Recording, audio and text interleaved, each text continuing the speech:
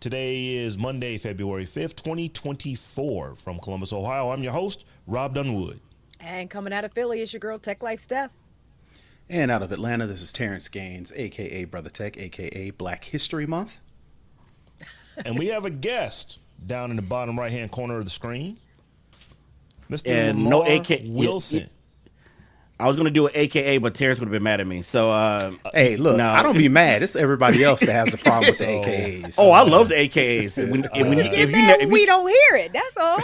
Yeah. So this is a true story. You know how some folks say it's like, I hate when podcasts when they have jovial chatter and just unscripted banter at the beginning of the show. Well, Terrance decided not to do the his regular AKA 1 week. And not only did it shake our fans, it shook me and Steph. We ain't know what to do. It's like what's do the whole mojo of the show off? We've been doing this from episode 1. You're gonna change it up all of a sudden. So anyway, man, we are glad to have you on the show. But we really ain't want you on the show. We wanted what you brought with you. I feel you. So that's how it is. Well, we can show the folks at the end when we get to it. But let's go ahead and jump into a couple of these tech stories. So y'all, one of the things that has been going on that I've been seeing a lot of, this year, towards the end of last year, is that big tech and media companies are laying off. It seems like a lot of folks. Now, it isn't as bad as last year. 2023, believe it or not, was the worst year in the tech sector, going all the way back to like 2000, 2001. Those were really bad years, but that was after the dot-com bubble. But it just feels like it because there's a lot of folks that are getting laid off. So I kind of want to just get your take on this, because here's the thing. Even though there are seemingly a lot of people in tech that are getting laid off, and I want to be specific, it's not all tech, it is big tech companies. Google, Facebook, Spotify, Meta, these big tech company names that you hear where folks are getting laid off. But when it turns out, is like there's way more people that are working in tech now than there were last year, just not at the big tech companies. It's like if you go work at a hospital and work in tech, you're still working in tech, but you're not necessarily getting laid off. You're trying to hire your friends. If you're working at a construction company, you're not necessarily getting laid off. You're working in tech, but you just need to get some of your friends to come in. So I wanted to kind of get some of your takes on, why do we seemingly see so many big company layoffs, but it may not actually be as bad as it is. I don't want to say I would attribute it to, but I'm equally as curious as to why there were so many big hires during the pandemic in the first place. I would definitely like to hear what, business tech folks have to say. Now, my assumption or speculation is, these companies, when was it Biden? It was Biden sent out those stimulus checks and we got that little measly couple $100. I think some of these companies got big money and they used that to hire all those folks. And then when that money kind of ran out, now we're like, all right, let's get rid of these folks. Now I could be totally wrong, but this is just my speculation. And I don't think it has anything to do with anything, changes in the job market or changes in, tech trends or, any of these things that you would think people say, okay, well, we need to let some people go as we focus on something else. It's just got everything to do with the money. But again, that's just me being a cynic. It's definitely the money. And yeah, I would be curious as to, why, not necessarily why people had to hire more during the pandemic. I suppose there was some reason, we needed more laptops and more people needed to work at Zoom to make remote everything and virtual everything, work better. But what I don't understand is how they're never able to sort of predict the trend for when it's going to roll back, because it's always cyclical, right? And it's always going to roll back. And I guess that's just what we're seeing now. And they just don't really necessarily care, for lack of a better word, that they're going to have to roll it back. But, we're seeing that. We're seeing copycats, because once one person does it and gets away with it, everybody is going to do it. And to the AI costs a lot of money. And, a lot of the tech companies are trying to free up space, in their salary cap, basically to throw towards AI. And so that, I think I don't know that that's the biggest part of it, but I know that's definitely a part of it as well. Can I pop in here? Yeah, you hear me? Yeah, Oh, I'm sorry. It was Yeah. there was a delay on my side. No, so I agree with Terrance. I think a lot of these companies receive those PPP loans, and part of the stipulation of PPP loan is you had to hire, you had to retain who you had, and they got bonuses if they're hired, and then they'll allow them to keep that money. So as you said, that money's starting to run out.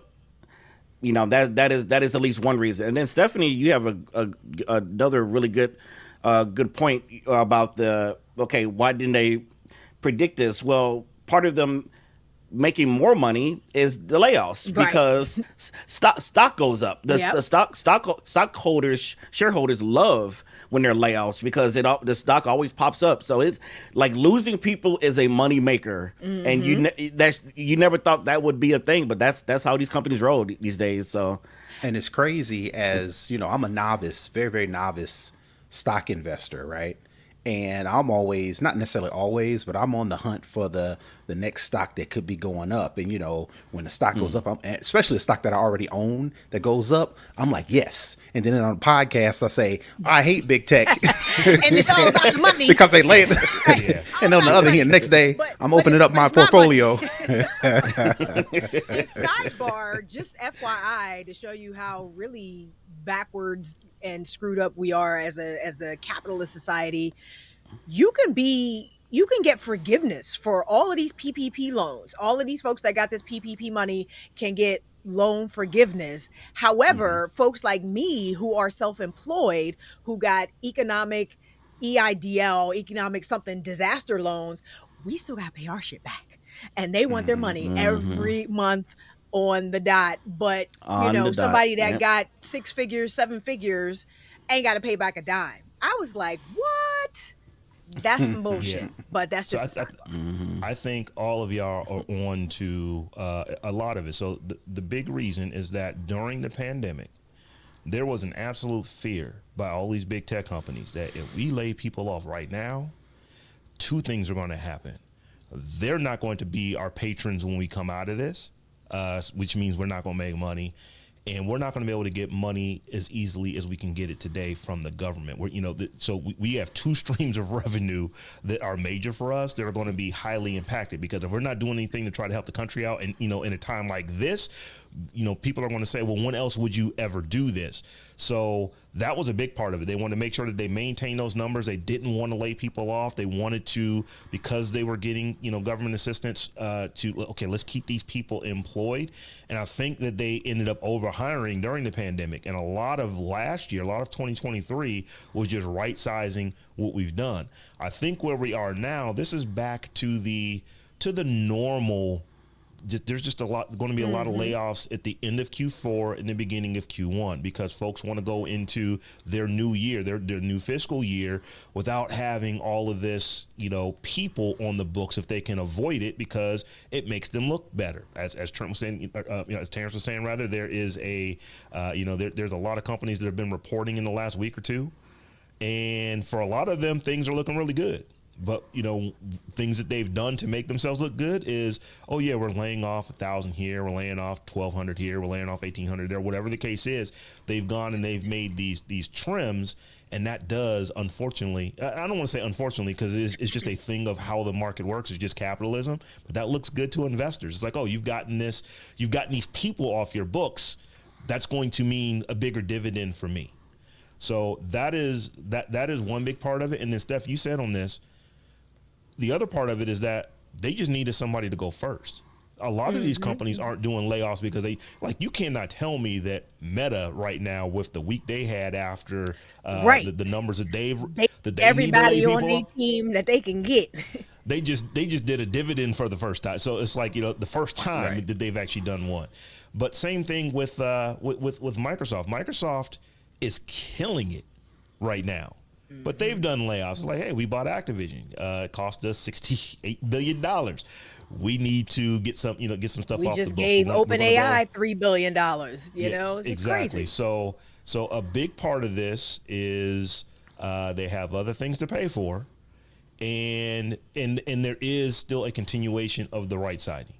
But as I was saying, at the top of the story, this is big tech, the big giant tech companies that we're hearing.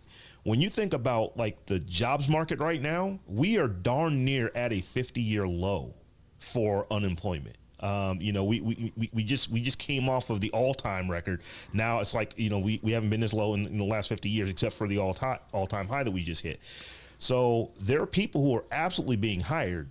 It's just not these big tech companies. And I think now that if you have more than an employee or two, you're almost a tech company, because you're doing something with computers and you need someone to keep those things up and running. And clearly the bigger companies, the big marketing firms, the big construction companies, the hospitals, definitely hospitals, manufacturing, market, they all have enormous tech, components to their business.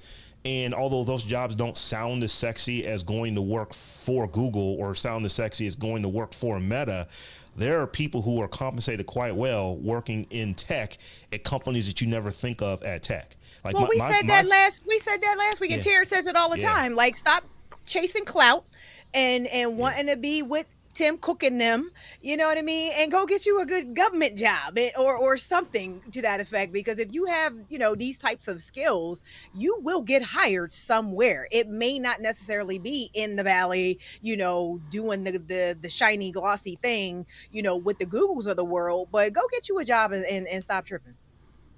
Yeah, go ahead, Lamarr. No, I was going to agree. I was like, it could be in a hospital somewhere. One of my friends working a hospital in tech, and it's killing it, making all kind of money because they have it. But I was going to say before that, as for the person, I've never been laid off, so I don't have the experience. I work for myself most of the time. But you got the people who get laid off. Look at these numbers, like you were just talking about the job numbers, 50-year low on unemployment, and then all the annual reports are coming out about how great everybody's doing. They made $10 billion in profit in a quarter, and it just doesn't look right. Like the math does not math for the everyday person. If you're doing so great and unemployment is so low, and the Biden economy is doing great, and I agree, on paper it looks like it is, it doesn't still translate like that to everyday folks. And there's a problem there, and I don't know how we fix that, because it just doesn't look right to everyday people. And like you said, and especially like going back to the stock market, when you look at the stock and then the stock is climbing, the same company, last week, 2 weeks ago, last month, laid off 10,000 people, and then now you turn back around, CNBC says, oh, so-and-so, his stock is tripled 30%, and then you sitting at home, right, laid off, no job. It's like, wait a minute. Unemployment's at an all-time low. What's going on? Y'all told me on the Zoom, when y'all fired me over Zoom, that we had to restructure due to budget cuts. I'm like, come on, man, which one is it? And here's the thing. Although two things are true. Unemployment is ridiculously low right now, but if you just got laid off in the last 6 weeks, it sucks, because it's like you had money coming in, and if it's been like, if you got laid off 6 weeks ago, depending on your company, that severance may be run out right now. Maybe if you're lucky, you got another 6 weeks. You get some benefits, but we always feel for the people who are in it right now. But like I said, Terrance, you have been a champion of this since we've started doing this show. You have to basically look beyond just the tech companies. I'm doing the air quotes for folks who cannot see me right now. Every company has tech. And if you are in the field, you want to look at the grocery stores. You want to look at the mall, the company that runs the mall. They all have massive tech infrastructure that needs to be supported. And like I said, it's not as sexy as going to work for Google. It's not as sexy as going to work for Uber and stuff like that. You ain't gonna have no ping pong table in your break room or free snacks on the counter, but damn it, go get that check. Right. Yes, ma'am.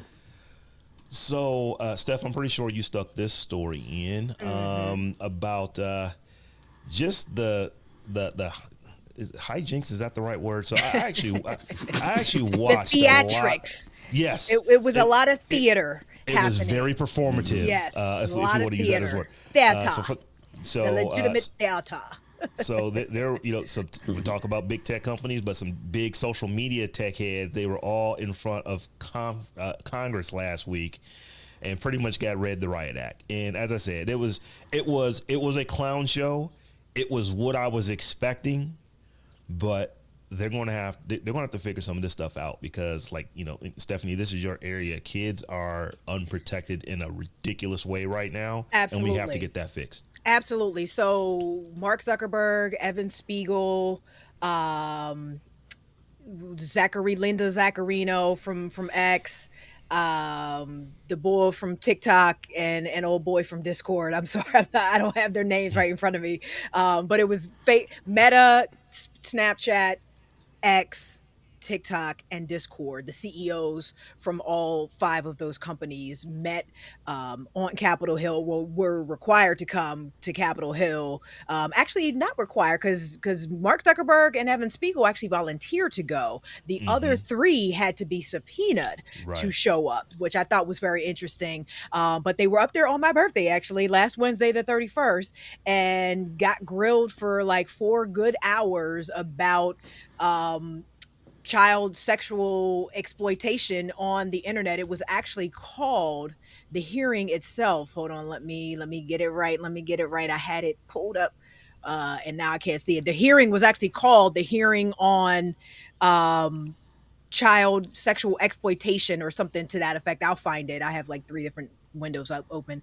And it was specifically to address the problem of child sexual exploitation on social media platforms and what could be done about it. And again, it's a super important topic. You know, our government definitely needs to do something, but I felt like there was a lot of posturing to look tough on this issue by the politicians. I mean, you know, Lindsey Graham's like, do you know you have blood on your hands? You know what I mean? Just being over, like, literally that was his quote, like, you know, you have blood on your hands, and being overly dramatic, and the way that, you know, Mark Zuckerberg was sort of coerced into apologizing to the families, which he should have done anyway. Yeah, but Josh Hawley made that man stand up, turn around, and personally apologize to the family sitting behind him. It was so crazy and kind of ridiculous. And you know, the thing, they're not wrong. I'll preface all of this by saying the politicians aren't wrong in what they're calling for. In as a solution, because Lindsey Graham actually did say out of his mouth that we need to repeal Section 230. So I was like, finally, at least somebody actually said it out loud. But the way they went about it, I think, was unproductive. I don't think it accomplished anything. I think it maybe made the parents that were there feel better or something. But I know, you know, I was watching a particular exchange between Mark Zuckerberg and that guy that made him apologize. He's like, you know, you're a billionaire. Are you going to pay these people compensation out of your own pocket? You know, and then he wouldn't let him answer. And it was just like, but the whole thing is like, okay, yes, we have some things we need to do, but are y'all going to step up and pass something? Can you let me know that? Because we haven't had any new legislation around this issue in more than a decade. So what you doing? Like, I can do what I can do, but I need you to do something as well. And that would have been I wouldn't have wanted to be super combative, but they were getting real ignorant. And that would have been my pushback to, you know, because the company's not going to do anything until you force them to, until you legislate something that makes it possible for people to get compensation from these companies. So they're not going to change anything until they have to. Right. They're not going to have to until the government makes a law that says they have to. So right, because it's like the politicians want the tech companies or these tech CEOs to represent their consumers, when the elected officials should represent the people who elect them. Thank you. And it's just crazy. Well, it's not crazy. We know what time it is with these politicians and these hearings, especially during, you know, election cycles and things of that nature. They are under the assumption that people don't read, people don't go on the news, people don't do their understanding and find out what's going on. And they're not wrong about that. We watch either. TV. We watch TV. So when a hearing like this is going to be on TV These politicians say, all right, this is my one time to get in front of a large amount of people without me having to go campaign, without me having to spend money on travel, without me having to, dig through middle America nowhere. I can get this. I have this platform with all these people watching. It's my turn to shine. And I got to get that sound bite. I got to get that Right. real good Yeah. sound bite that's going to go viral, and it's going to be on all these platforms you railing against. Your sound bite going to be on them platforms. And again, it was super for it was just for clarification, the big tech and the online child sexual exploitation crisis. That was the name of the official name of the hearing, and it was a bunch of theater, a bunch of performance. Yeah, so I was actually on Daily Tech News Show last Thursday, and I was on with Justin Robert Young, who is the host of Politics. And one of the things he actually said about this was that he kind of knew it was coming because they just had those hearings a few months ago that got those university presidents fired. It is Right. like, so he was fully expecting Congress to straight up Congress in this one and act a stone cold fool, which I was kind of expecting that too. So yeah, we got what we expected, but they have to get together and do something. And Stephanie, you hit the nail on the head with this. You're not going to have a Meta or a X or a Snapchat tell Congress, well, y'all make some rules, make the rules, pass some laws, let us know what those laws are, and then we will, then we will abide by them. Right. They're not going to say that because they don't want to invite more government regulation into their world, but that's what they're waiting on. Because it's like, we are abiding by what the law is. So these things are bad. We understand, but you have to tell us what the law is. You tell us what the law is, we'll abide by it. Like I said, none of those company CEOs are going to say that's what they want. But when they're in those boardroom meetings, when they're when no one's listening, when the notes aren't being taken, that's exactly what they want. It's like, if Josh Hawley wants this, if Lindsey Graham wants this, whoever wants this, pass a law. Tell me what the law is, and then we will adhere. But you want us to police ourselves and come up with all this stuff, and then so we do something, and then it's not enough, and we're the bad guy. And we don't do anything, and we're right back here again in 6 months anyway. Exactly. Make a law, pass it. So I think this is going to be a combination of both. These companies are going to have to do something because it's not like it hasn't been. But the stuff that you can do with these AI generated stuff, these deep fakes with kids and stuff like that it is dangerous what is happening now. You have to really concern yourself with the just the mental well-being of a lot of young people because of what can happen. It's like, we see the things that happen when you actually have cyberbullying. You got a picture of somebody in a compromising position, an actual picture. What happens now is like, it's not even a picture of you, it's a fake, and what that can do to your reputation. April, I stood in front of students who had just come back home from the hospital after attempting suicide. I stood in front of students who I asked them, why do you think you're even still here right now? And they said, because of the work you're doing to raise awareness about this. These kids are dying. And I say that without a trace of hyperbole or performance or anything. I stand in front of these kids every time I walk into a school. There is always at least one that says, I had gotten to that point where I couldn't take it anymore. So it really is on all of these adults in the room to make it happen. There are 5 bills right now currently that have been sort of packaged as, a solution, so to speak. The Stop CSAM Act, the Earn It Act, the SHIELD Act, the Project Safe Childhood Act, and the Report Act are all being sort of packaged together as, a start.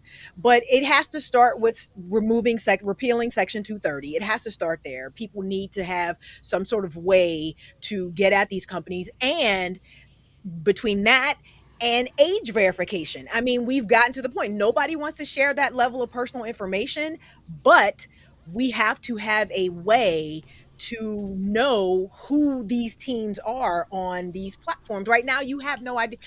Because they put their school name or because of the kind of stuff they post seems a little bit juvenile or whatever, but you don't really have a way of accurately knowing who is a child on these platforms, and age verification is the only way. So if we going to continue to use them, we got to start requiring government issue ID or a copy of a birth certificate or something, because even with whole parental consent, kids will get around that too. Oh yeah, my mom said I could do it. Oh yeah. And parents will give their consent unilaterally without even knowing what they're giving their consent to, because they haven't done the work to research the platforms in the first place. So the only real solution is age verification through some sort of actual, like I said, birth certificate, social security card, something. Nobody wants to give that information up. So it puts everybody in a bind, because you can have as many moderators as you want. The material is going to still be made. The material is still going to propagate. You're not going to be able to catch everything before it gets out there and spreads like wildfire. There just isn't a real technical solution to Not with this. user generated content. It is. Not with user It generated, is. and that's I think that's that's it. And that's yep. it. There's not a technical solution. They're demanding a technical solution to a problem that doesn't have one. And you can put band-aids on this thing and stick your finger in the dike and try to stop the water flow or whatever, but it's not a technical problem. It's a human problem. Number one, people are just awful, but also you need to know what you're dealing with on these platforms, and you need some sort of age verification that will accurately identify young people, minors on these platforms. Yeah, I do some mentoring myself, and I used to be in the classroom years ago. But I was really talking to a few teens, and I didn't realize just how easy it is. Now, and we're not necessarily talking about the social media, but just getting on adult sites, and I'm using like those adult porn sites, like how easy. Go click. Yeah, I'm 18. Bam. The whole everything's available to you, and yes, parents should be this and that, but like it's too easy. It's too easy when you got a phone in you and you the back. Like I'm just saying, like so age verification has to be done. But how do you most kids don't have IDs until they're 16. So how do you so like there's some that's it. That's all we got.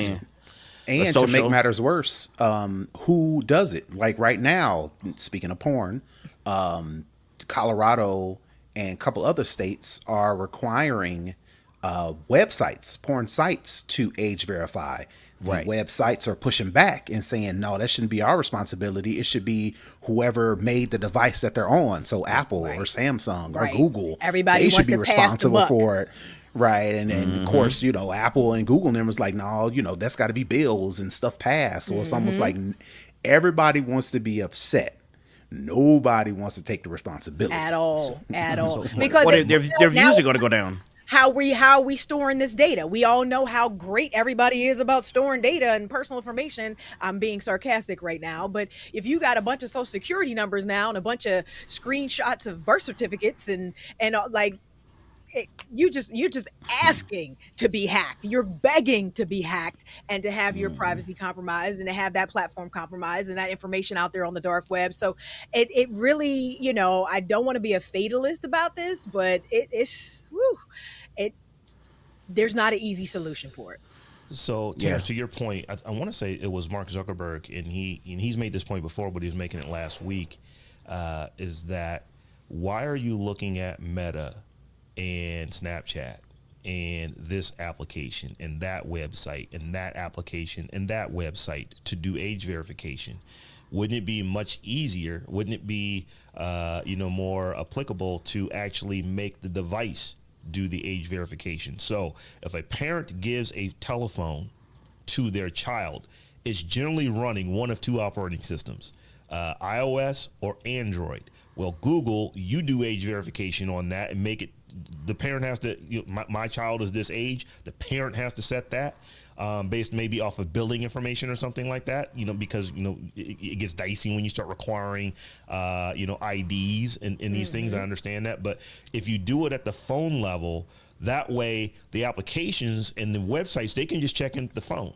So Yeah, right. But here's the problem, though, Rob. Oh, I know the problem. I know If something happens, the parents is going to sue Apple and sue Google, and Google going to be like, "Hey, wait a minute." So nobody wants to take the ball Nobody and say, "You know wants the what? responsibility. We'll take it," because if something happens, they are going to be responsible. Yep. And since when is the last time a company said, "You know what? That's us." I mean, and that makes the most sense Never. because you only have those two separate operating systems to worry about. But again, they don't want to shoulder the responsibility. Social media wants to hide behind Section 230. Everybody wants to bury their head in the sand. And meanwhile, the kids keep dying. Yep. That may be where a rule, or I should say a law, has to come from our lawmakers, to where they're going to say, hey, Android or Google, you're going to verify age on your devices. Hey, Apple, you're going to verify age on your devices. Hey, Microsoft, you're going to verify age in your operating system. Because if they do those three, they probably are getting, I would say, 95, 96% of Earth. Yep. Now, I know folks are saying, well, they can get Linux. You're not making, Rob, you said nothing about, about Red Hat. You said nothing about, these other things. But it's like, let's start where... Most 13-year-olds ain't doing that. And the ones that are don't have a problem getting around it anyway. So, right. So let's start where you're going to get the most bang for your buck. If you are on Android, like I said, Google, the government's going to have to tell Google to do this, but the government, tell Google to do this, tell Apple to do this, tell Microsoft to do this. They will then do it. And at least now you have a mechanism that kind of works. Like I said, I know that somebody's going to build something that's going to get around that, but you've got to start somewhere. You can't say, well, someone is going to eventually figure out how to get around the thing that we're not doing, so we're not going to even attempt the thing that we're not doing. That makes no sense. You can say that literally about everything. Like if the EU can make Apple way over here to put in a USB-C into their phone worldwide, it can make them put in another store, an alternative. Like they literally can make them do that as easy and say, you're going to allow this on your phone. You're going to allow this. You're going to change this port whether you like it or not. If they can do that, what is wrong with our house that we can't do that on our side? The lobbyists. Yes, that's what I was about to say. It is a systemic issue because, Rob, you make perfect sense. Make the lawmakers do it. Guess who's in the pocket of the lawmakers? Apple and Google and all of them are in them and funding them campaigns. And these politicians will go on these hearings and say all this stuff. When the rubber meets the road and they actually have to sit down and do something. Oh, wait, well. Right. And Saray makes a good point. That check starts getting cut. There is a more direct issue, not a more direct issue. There is an equally, if not more direct issue with safety and danger, and it's guns. We can't even figure that out. So what makes you think you're going to figure out the internet? Right. But how does the EU do it then? Like their government, like how did they get past the lobbyists? It's a whole societal thing, and America, cultural. Western, it's definitely cultural. Yeah. And just FYI, they do something totally different. Net Choice, N-E-T, Net Choice is the lobbying body that includes Meta, Snap, TikTok, and X. If anybody wants to start writing them some letters or, shaking an angry fist, Net Choice is that lobbying body. Gotcha. Yeah, we have a lot of freedoms here in the United States they don't necessarily have in other countries that makes it a little easier. Freedoms. Makes it a little easier for them to pass some laws on. You're going to do this, or you're going to be barred from running your operating system. Well, in our confines of our country. To Kayam's point in the chat as well, different campaign finance laws. That's a huge part of this is campaign finance reform. Like if we could get that piece, I think that would be the domino. See how much work we got to do. Right. Yeah, we started out with internet child safety. Now we back to campaign finance reform. Right. It's crazy. Throw the whole thing away. You know what I mean? Just throw the whole thing away. It's crazy. So y'all, we're going to get to this last thing we're going to talk about in the regular show. And I could be making this part up, but my friend Lamarr bought a piece of technology, and the technology was like, hey, man, you need to call Robb and get up on that show. I got some stuff to on. So now I'm probably making that part up, but something like that happened. Somebody called somebody. I think that his Vision Pro called me. It could actually be Lamarr called me and said he had a Vision Pro. Yeah, I will let y'all determine how that conversation actually happened. But Lamarr, I won't put it on, but here it is. show us this new hotness that Yes, you got this is- last Friday. Yeah, for the low price of 30 Right. no $38.99 because I got the terabyte one because I'm an idiot. So yeah, this is the doesn't look special at all. I mean, like you look at this and you're like, why is that $3,800? And you know, Yeah. it's all subjective. I could look at my laptop and say, why is that $4,000? Well, I guess, you know, because I need, it does what I need to do. So I came into this very skeptical. I had the funds to get it, fortunately. And I got to say, I've used it, and let me preface this, I've used the Meta Quest 2. I used the 3 with the AR, VR. Love it. I think it's a great device. This one shocked me. And I'm not saying, you know, like nobody paid me nothing. But I definitely have some points with it. First of all, if you're in the Apple ecosystem, it is extremely easy to use. Like you can pick it up and pretty much get it. And I happen to be in that ecosystem, so it's very, very, very user friendly in that sense. I've used VR things before, and maybe some of you all, I'm sure you all have too. And you know, you get that nauseous feeling after a while you use it, and it's like, okay. Maybe it's because it's AR, but none of that nauseousness came out. I haven't even had anybody talk about that. They've talked about the discomfort of because it's heavier in the front. You know, because this particular I was going to band, ask about the weight. What does that weight feel like? So with this band, it definitely weighs heavier on like the bridge of your cheekbones, nose. the bridge and cheekbones. But it's a great, like, I love this band. But they did bring. Let me see if I have it. They did have another band that came with this. I don't With the cross like strap it. that goes over your head. Yeah. I don't have it detached, but with that one, it takes the pressure off because it's on the top of your head. And I read reviews or watched reviews that when you wear that one, it's much more comfortable. It's just ugly. You know, it is hard, and it's harder to put on. I don't like it. You know, I haven't. To be fair, I haven't tried it, but I've tried it on my Meta Quest. It's just, you know, but it does relieve the pressure. And I think one of the things, you know, that why does this battery attach like this is the ugliest part of this? Well, they don't want to put this in the back. They Right. wanted to keep this device as light as possible. So, you So pretty much have to throw this in your pocket. how would you compare that weight wise to a Meta Quest?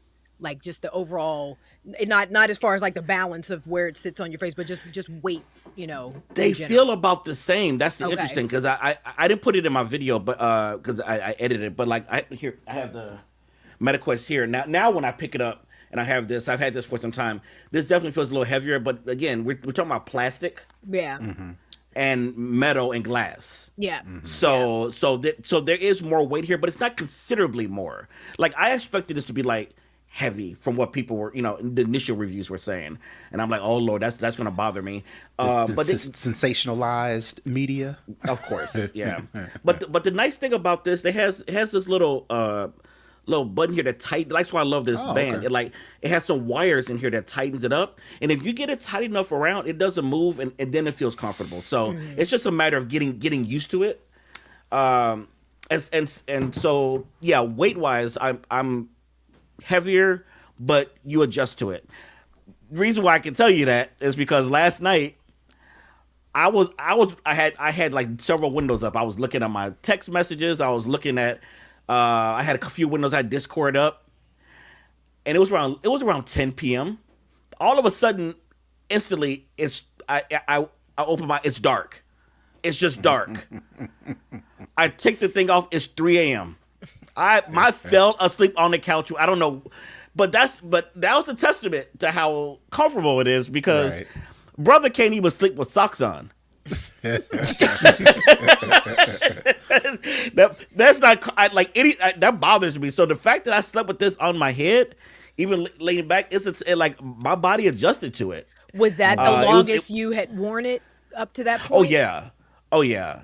Yeah, because I've used it a couple. When I filmed my videos, I had it on a straight hour or so while I was filming. I never took it off, and I was shocked at the end. I was like, usually during takes or something, get a little, but I think it's because the AR is so good. Right.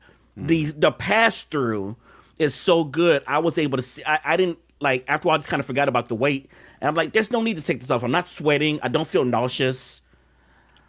Like it's a surprisingly Comfortable, like really good device in that and sense. that's the thing. If you can actually see what's going on around you, I think that's the problem with the Quest is like you gotta create your little space, your little range of motion where you can go and not knock yourself out or fall off a cliff or whatever. You know what I mean? Just being able to see what's actually happening around you sort of precludes the need to take it off, because I can look at what I want to look at, you know, in the spatial computing part of it, or I can just look at the world. So it is that best of both worlds type thing. which is kind of sad as a side note, because I love this is a guilty pleasure. I love watching videos of people with VR headsets on getting freaked out and running smack dab into a wall. Oh, it drives. I giggle. So the fact that you can or you are aware of your surroundings is kind of a bummer for me with the vision. No, but they have an immersive view. You turn that dial, and all of a sudden, okay. you oh no, it goes. Apple would not use the words terms VR AR for the, you know, that's Apple, but it definitely has that VR view. You turn that dial, all of a sudden you can. I'm in some desert somewhere. I'm in space. Oh, okay. And if you're not careful, you start walking around and you turn that dial, you're gonna be one of those meme videos that you like watching. Good. Yeah. So Now I want to get your take on this, Lamarr, because I trust you. But I've seen people who are saying that the 90 megahertz refresh rate being that close to your eyes, it almost doesn't look like you're looking at a TV screen. It almost looks like you're just looking into the real world. And I've seen Marquez Brownlee was actually playing ping pong while wearing it. I actually saw another video where it was 4 folks playing pickleball with their headsets on. And it's like, okay, well, that ball is coming at you, fairly quickly. So the fact that you can actually see in real time to be able to play with the pass-through on, I thought that was actually pretty impressive. Are you seeing the same things, or was that gimmicky? Yeah, no. I'm seeing that too. That's one of the reasons when I had it on. There's no digital delay. There's no skip. And so when people, that's why I giggle when, some people who are like, oh, it's the same thing as the Quest. And I'm like, listen, the Quest is an excellent device. You're never going to hear me talking bad about it. I bought one. I like it. But this has different processing in it. It just does. Apple made a whole separate chip for it, and that processing makes a difference. And so like doing something in real time like that, playing ping pong, while I haven't tried it, I've looked at my TV, see it just fine. Look at my MacBook. There's a little fuzziness if you get a little too close. And then, it's not perfect. It's not like looking out a window. We're not there yet. But it's clear enough that I was taken aback. I didn't expect it to be that clear. I remember when I had, if you remember the Quest 2, whatever, like you go into that grayscale mode, is like, like that, I expected something a little bit better than that, but in color, but this is clear. I'm not seeing like there's some fuzziness on the edges, right? It's not perfect, but it's clear. And go ahead. No, I was going to say, what have you actually used it for so far? Oh, yeah. Like, for real, not just in like testing and just wanting to play around with different things. I mean, getting to know the device is one thing, but, what have you actually used it for, and what do you see yourself actually using it for going forward? And then can I mention a couple? And as a piggyback, talk about the interface. I mean, not the interface, the inputs between your eyes and the fingers and all that stuff. Yeah, can you give me? I will get to that stuff. Can you give me like one minute? I had something before that. First of all, let me just say, as a tech, I've been blown away about this. The eye tracking is crazy accurate. It is insane how I just glance over at something, it highlights it like instant. There's no delay. I went back and forth with my eyes, just like looking at different. It's like do. It's really, really accurate. Scary accurate. I haven't seen a device come close to that. So accurate, I think that if they make an accessibility option for people who have limited mobility, like this is going to be perfect, because if you blink, if you can look at something and they make a thing where you blink and it opens, that's it. Mm-hmm. Like people who are not able to move, or like like paralyzed or have some other issue, this will change their life. And I'm not trying to pump this up to be some grand device. I'm just saying the eye tracking is that good alone. Yes, The silly gestures, they are silly, but and at first everybody does this. You do this because you think you got to be right in front of it. We know you putting it right in front of you. I once I laid back in the couch, I had just my hands out, like just you can't see them now, but just like Rested just on the arm. just rested on armrest on the couch, and I'm just like, and it's picking it up because the cameras. You can have it low, and I'm sitting comfortably, and my other hand was on my lap, and I after about an hour, I just started naturally doing it. It picks it up. That's crazy. So like if I need to close a window and the X is way over there, I just look at it, bam, and it just closes it. Yeah, it's one of those things like whether you all get one or not, get into an Apple store and try that because it's an expensive device. I'm not gonna sit here saying it's worth $34.99. I don't agree with that. I don't think it's worth. I think it's expensive, but I see why I can see why it's a premium device because these are things we have not seen in other devices. The input is crazy on that. So real quick before I mention Stephanie's thing, we're on a black themed type of podcast. The skin tone is detecting skin tone well. What? Like I haven't had no connect issues. Apple's been listening to the tech giant. I was looking for it. I was looking for that. I was like, yeah, they're not gonna be able to take my fingers way over here because it's too dark. No, it did. And matter of fact, the face scan, that uncanny valley weird face that it got my tone.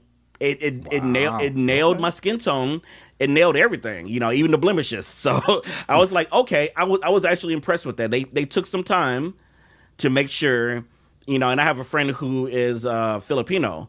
It matched her shade. We did a FaceTime. It matched her shade perfectly. So that's a really good positive. But how did that look? I heard the FaceTime was a little weird looking with the person. It's uncanny valley. Yeah. It's uncanny valley for about 10 minutes. I timed it, and then I'm like, okay, I know this is an avatar, but it looks so much like the person I forget. Mm-hmm. Like I've been on 2 FaceTime calls, and after about 5 or 10 minutes, I feel like I'm talking to the person, except when they start to laugh because it's like ha ha ha ha ha. It looks weird. But I think that'll improve. But that's the weirdest part of this thing. Now, I want to mention Alicia Keys for a reason. Oh boy. Okay. In Apple, so you asked me what I've been using it for. Okay, so in Apple TV Plus, I don't think there's a killer app, but I think there's a killer feature. In Apple TV Plus, they have some demos that they've made. It's called immersive video. Mm-hmm. So they have. I did my video. I did one with the dinosaur. It was actually reacting to me. It was kind of weird. That was really nice. They have a lady who is on a tightrope walking, and you're like there with her, like.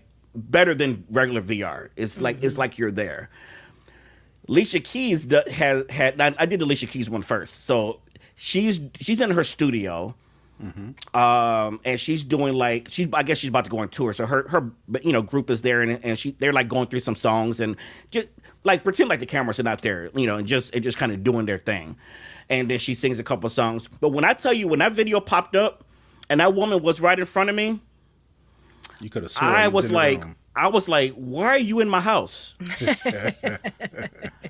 to the point when she turned around, because maybe Apple told her this, but she turned around, she was singing, and she looked dead at me while she was singing, and I started blushing. I was like, hi, I did. Don't get Swizz on you. I had to remember she don't know me. That she's not looking at me. She looked, but you can see around the room they have these really specialized cameras around, and they were switching them. The immersive video, I'm telling you, that is going to be the future of devices like this. Like I will pay a premium if a concert came out. And that's what I'm waiting on. I'm waiting on sporting events because I am not for trying to go through all the rigmarole as much as I want to, because one of my bucket lists is I want to be season ticket holder, for whatever sporting event. Another thing is I want to sit courtside. I ain't got the dough right now, but one of these days I want to be able to sit courtside. So one of the happy mediums for me is I can't wait until VR, AR gets to where it is, to where I would rather pay for the device to be able to get that courtside experience versus Yes. actually having to jump through the hoops. And I'll pay for it, you know. They will make so versus- much money, dude. Yeah, that's Oh what I'm yeah, waiting on. definitely. Yeah, they will make so much money. Another app, Steph, that Disney Plus came ready with the they had their own, so they have a section called 3D video. So what was really cool is like you could choose your immersion set, like what you want around you. So I chose the Disney theater. Now when that theater comes around you, you are sitting in that theater. Now it's it's not that much different from like being in VR, but it looks a little more realistic. And so I was like, okay, 3D Avatar 2, cool. I'll pop that up. I almost watched the whole movie. Like I have seen it already. And I was like, and I have. It was like, but seeing it in that 3D and like I feel like I'm sitting in a theater. Now what they need is like friends who have it too to be sitting with you. That Right. they figured that out. But it was astounding. Like because I had never seen the old 2009 Avatar. I never saw that in 3D. I didn't go to the theater. So so I'm kind of missed that train, but this was my first time seeing this in 3D, and I'm just like, wow, that's amazing. So video. But I would also say this connects to your Mac really easily. Like if you're looking at your MacBook, there's a little connect button right on top as you're looking through. Hit connect. So if your MacBook's a 16-inch, now I measured this because my TV is an 85. The screen that pops up.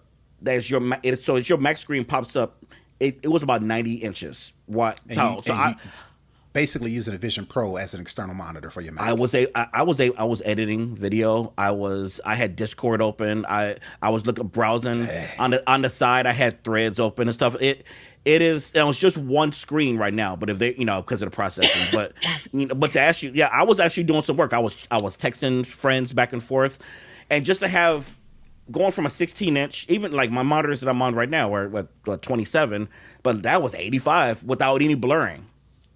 And you're using, so for that sort of productivity, text messages, Discord, video editing, are you using a traditional trackpad and keyboard? Or are you trying to do the virtual keyboard and the eyes and the gestures? Oh, no, that's the cool thing. I was just using my MacBook.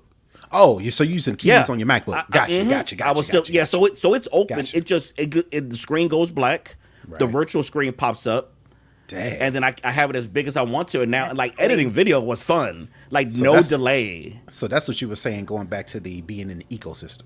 Yes. Yeah. If you're in an ecosystem, there's a lot more benefits that you can get from it. And then while I had that open, I had some other stuff on the side that's not on the Mac that was open. I had my text messages open. I got a friend who's visiting Malaysia right now, so he was up while I was doing this middle of the night. So he was messaging me, and then I had a music thing open. So that's what I use, and I also use for games. I'm a chess player, and there was a chess game made for. So of course the tables in front of you. We've seen that in VR, right? That's not necessarily special. But what I thought was special was without controllers, because with the Meta, you need a controller if you're gonna play chess to look like you're holding it and moving it, which is nothing wrong with that. Why was I moving it with my fingers? Like it was like it was an actual chess piece. Oh, so you went Tony Stark with it? It was pretty. Straight Jarvis. You got your own Jarvis. Yeah. So when people say, "Oh, it's not worth it," worth is subjective, and yes, if you don't have the funds for it, it's no judge. It's an expensive device, but if you can, like right now, I've seen, man, this and at least for a creator, I've made some of my money back already on a couple of videos. But like just productivity, I want to use it now. I want to go into AR.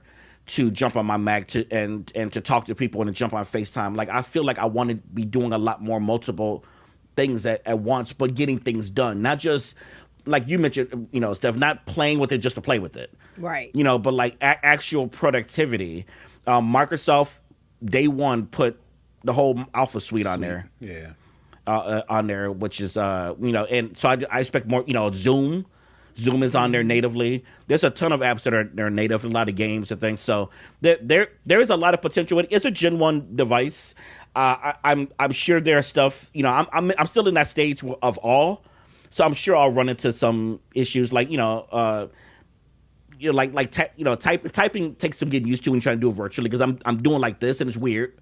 Like you can tap on them, it's just slower, and you got to make sure you hit it right. So but I would say there's no killer app. Just I think there's killer experiences, and it's all about video. Like look for movies, and maybe like concert. You mentioned sports. I didn't even think about that. Sports, you pay a premium, but they got those special cameras where you look like you are sitting there on the court, like, and you could change your seat any way you want it to be based on what team you want to follow. If they do something like that, I'm going to get back into sports. I'm going to pay for that package, definitely. Right. That's pretty dope.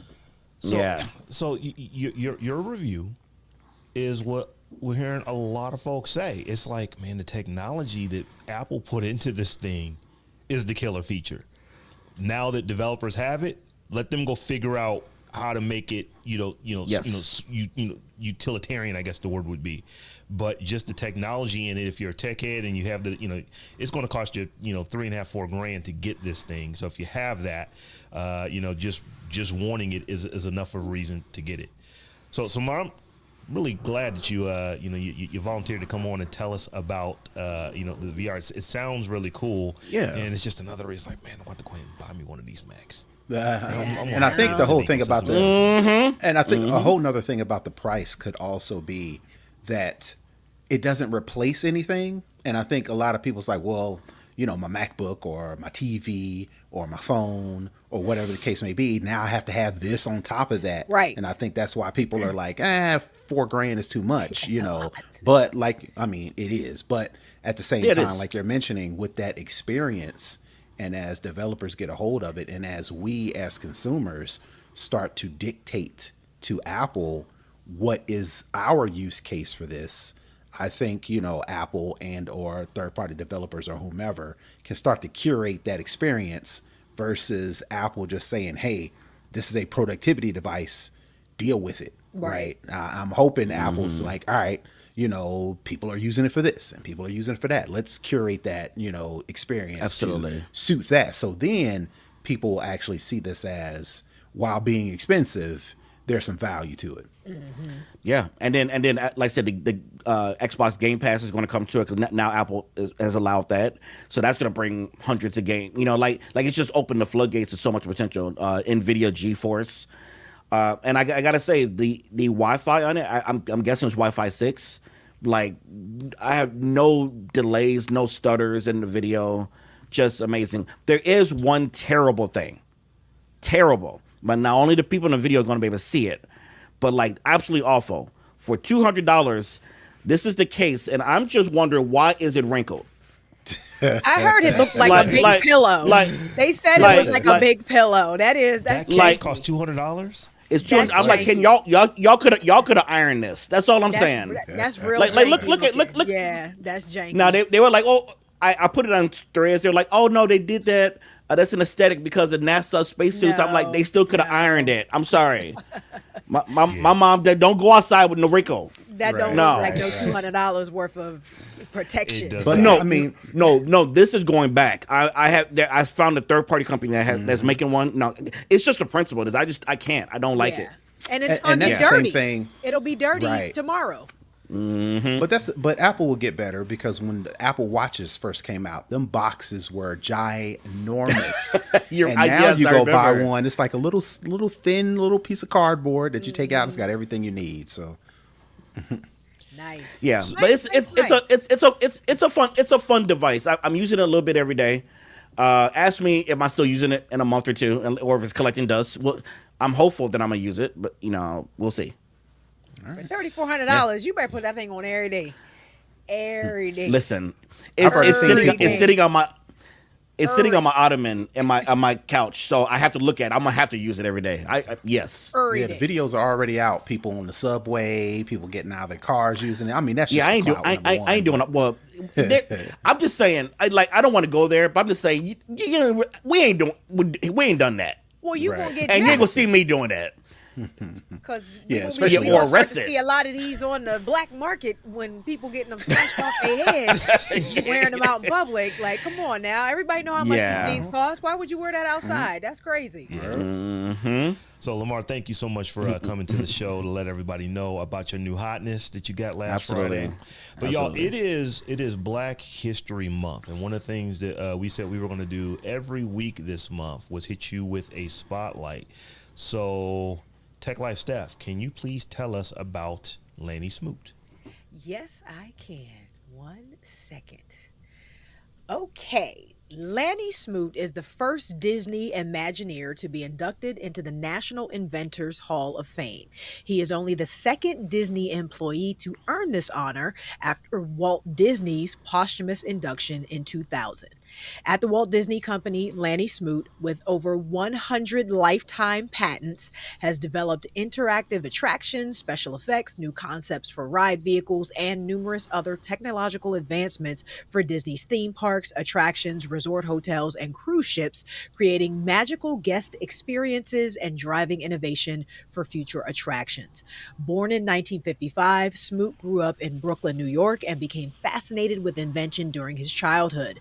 One of his earliest childhood memories is when his father brought home a battery, an electric bell, and a light bulb, and he wired them together so that the bell would ring and the bulb would light. That light lit up Smoot's career. From then on, he learned all he could about science and engineering. In an interview with the National Inventors Hall of Fame, Smoot described himself as continuously curious. He said his parents had absolute confidence in him and gave him the freedom to follow his curiosity. My path was paved by people who believed in me, said Smoot. He developed the desire to invent as well as the drive to contribute both to his family and to the world around him. Smoot attended Brooklyn Technical High School and was selected as a Bell Labs engineering scholar, earning a full scholarship to Columbia University, summer work at Bell Labs, and a guarantee of full-time employment with the company after graduation. Upon earning his bachelor's and master's degrees in electrical engineering, he began his career with Bell Labs in 1978. At Bell Labs, Smoot invented some of the first fiber optic transmission technologies to be widely used in the Bell telephone system. Later, he moved to Bellcore, founded following the breakup of the Bell system, where he became the company's patent leader and a Bellcore Fellow, the company's highest technical honor. There, he invented the first high-quality, large-screen video teleconferencing system, the Video Window, which ultimately was showcased at the Smithsonian Institution's Information Age exhibit. Smoot also holds patents on some of the first video streaming systems. One of his many inventions at Bellcore was the electronic panning camera prototype, which allowed an unlimited number of users to control their individual views of a remotely televised site. In 1998, Smoot was approached by Disney representatives who had taken an interest in this camera, and he accepted their offer to manage the company's research arm on Long Island, New York. He later moved to California when the research group relocated. Smoot has since become Disney's most prolific inventor. He has developed forward-thinking technologies that allow the company and the theatrical community at large to create cutting-edge experiences, illusions, and entertainment. Among Smoot's many Disney innovations is the Where's the Fire attraction, which was at Epcot from 2004 through 2014.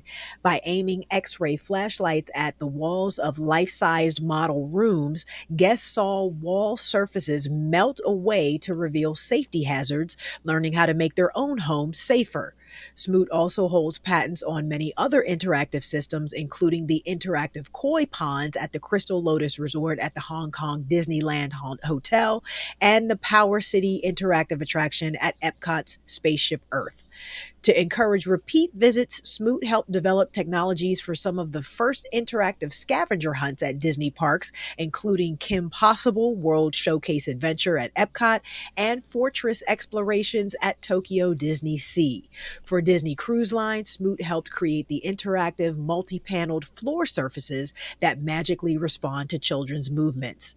More recently, Smoot and his team have patented the realistic, extendable, and retractable lightsaber lightsaber that was used in the Star Wars Galactic Star Cruiser multi-day immersive experience. In a separate patented invention, he created an entire interactive lightsaber experience, also at Star Wars Galactic Star Cruiser, that enabled guests to battle a training droid and deflect laser blasts like those seen in the Star Wars movies. The recipient of 3 Thea Awards from the Themed Entertainment Association, TEA, Smoot was named a TEA Master in 2020. He is a Disney Research Fellow, the highest technical honor at the company, and in 2021, he earned his 100th career patent, a first for anyone at Disney. I think he's up to 106 now. Looking forward to the future, Smoot plans to keep inventing, and he supports greater diversity and collaboration among innovators. I chose technology myself, but I believe that every person has a special talent, sometimes multiple talents, and I would love to see a world that exposes more life choices to all people so that their natural talent can bloom. Shout out to Lanny Smoot, killing the game, just inducted into the National Inventors Hall of Fame. So when I initially saw your write-up of this, Steph, I thought, man, that's really long. But then as I started looking at like some of the websites and links and stuff like that, I was like, oh, so he literally invented everything. Yeah, it had to be long because he was that dude. So Lanny Smoot is the real life dude. You know how when you're watching like, you know, the TV shows or the movies where there's always some, you know, like some really techie person that's in the tech, or you know, we would call them the geek or the nerd or whatever, and they will give them a keyboard and a telephone and a walkie-talkie, and they will build you a satellite from it. He actually does this stuff in real life. He, you know, there is I couldn't find it for this, but I remember seeing, you know, a few years ago, a picture of him literally in a room with just like equipment, and it's like I would go in here and I would come out with something. Right. He's pretty impressive. So when you think about, he invents everything. And, you know, the most decorated inventor at Disney for all the stuff that Disney has been doing for the, you know, Disney's been around for over 100 years now, right? So I mean, it's, you know, when you say you've invented more than anybody else, that is a heck of an accomplishment. You got some good stock in that company. Yeah. You better. That's one of them type of people to where in the movies I envy people. You know, when you see the movies, they just go to work. And they never talk about how much they get paid. They never talk about you know, retirement funds or any sort of budget. You know, he just goes to work and does his thing and just knows and gets to create. Yeah, don't have to worry about none of that. Yeah, he's good. His kids are good. In a room full of stuff that runs on current. Yep. So, y'all, this was a excellent episode of the Tech Jawn, and it's time for us to go ahead and start wrapping this show up. So, Lamarr, since you are our guest today, you and the Apple Vision Pro, we're going to let you go first. Tell the folks how they can get at you. You can get at me by going to the site Lamarr, that's Lamarr with 2 R's, .tv, and that has all of my social handles. But I'm at Lamarr Wilson everywhere. Thank you. Steph? Oh, you can follow me all around the web at Tech Life Steph, or check out StephanieHumphrey.com. And you can find me all over the internet at Brother Tech. That's BROTHATECH. And I am at Robb Dunewood on all the things. And we are also at the Tech Jawn, the Tech JAWN on all the things. So until we meet again in a week's time, peace. Peace. Peace.